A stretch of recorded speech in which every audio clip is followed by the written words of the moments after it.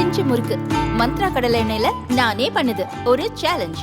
உங்களால இந்த மாதிரி முறுக்கு செய்ய முடியுமா? மந்த்ரா கடலை எண்ணெயில முறுக்கு செஞ்சு பாருங்க. ஓகே. தூத்துக்குடி மாவட்டம் கோவில்பட்டி அருகே நிதி ஒதுக்கீடு செய்து 18 ஆண்டுகளுக்கு மேலாகியும் இன்னும் சர்வீஸ் சாலை அமைக்காததால் கோவில்பட்டி அருகே நாள்தோறும் ஏராளமான விபத்துகளை மக்கள் சந்தித்து வருவதாக புகார் எழுந்துள்ளது. கோவில்பட்டி ஒட்டியுள்ள இனாம் மணியாச்சி ஊராட்சிக்குட்பட்ட சீனிவாசன் நகர், இந்திரா நகர், அத்தை கொண்டான் ஆகிய பகுதிகளில் 10,000க்கும் மேற்பட்ட மக்கள் வசித்து வருகின்றனர்.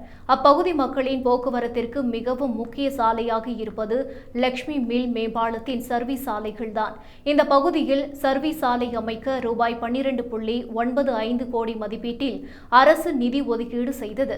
பிறகு நில எடுப்பு பணிகள் மேற்கொள்ள வேண்டிய காரணத்திற்காக குறிப்பிட்ட அளவிற்கு மட்டுமே மேம்பாலத்தின் இரு பகுதியிலும் தற்காலிகமாக சிமெண்ட் சாலை போடப்பட்டது.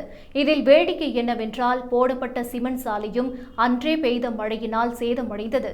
குறிப்பாக அப்பகுதியில் நூற்பாலை, பள்ளிகள், செவிலியர் கல்லூரி, அரசு நியாய விலை கடை, கிராம நிர்வாக அலுவலகம், மேற்கு காவல் நிலையம் என முக்கிய இடங்கள் இருப்பதால் 18 ஆண்டுகளுக்கும் மேலாக குண்டும் குழியுமாக இருக்கும் சாலைகளில் மழை காலங்களில் கூட மக்கள் சிரமத்துடன் பயணித்து வருகின்றனர்.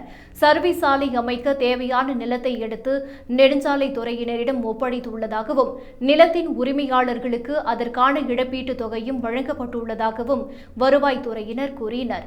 மேலும் அளவீடு செய்யப்பட்ட நிலத்தில் கட்டிடங்களை அகற்றும்படி நெடுஞ்சாலைத்துறை சார்பில் 3 முறை கடிதம் வழங்கப்பட்டிருக்கிறது.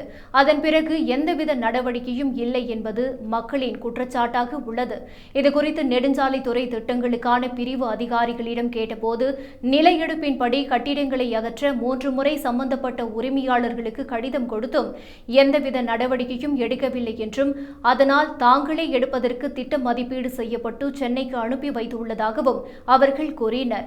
ஆனால் ஏற்கனவே அளவீடு செய்து குறிக்கப்பட்ட கோடுகள் அழிந்து விட்டதால் மீண்டும் அளவீடு செய்து கொடுத்தால் தாங்கள் கட்டிடத்தினை அகற்றி விடுவதாக கட்டிட உரிமையாளர்கள் கூறியுள்ளனர்.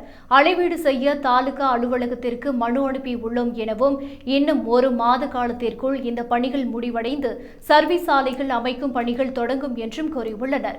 இதற்கிடையில் குண்டும் குழியுமாக உள்ள சாலை இங்கே, நெடுஞ்சாலைத்துறை எங்கே என்று மதிமுக சார்பில் ஆங்காங்கே டிஜிட்டல் போர்டுகள் வைக்கப்பட்டுள்ளது.